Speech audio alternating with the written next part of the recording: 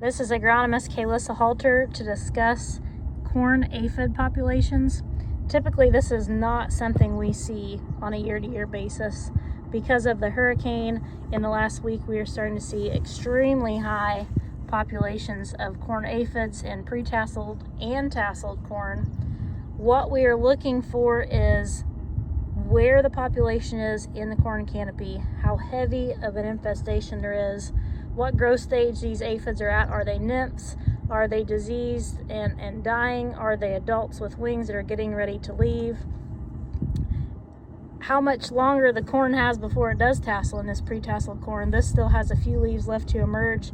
Significant population inside this whorl, and the whorl is already starting to get very sticky and not wanting to open up, so we might have trouble with these tassels even coming out to throw pollen. Starting to see some discoloration in this tassel already.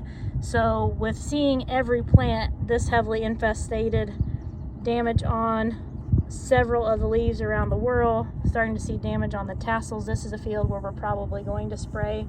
It's not something we typically do every year, but there are several things that you need to keep in consideration. As I mentioned, what growth stage the corn is at, how vulnerable it is to the piercing mouth parts of these aphids that are going to suck the sugars out of the plant. If we were seeing these later in the season, towards the end of grain fill, we would probably never see populations high enough to warrant spraying or to see any kind of yield damage. The fact that this corn still is a week from tasseling or better, and we're starting to see damage already, this is something that we are definitely going to have to do something about, or we might have issues with pollination.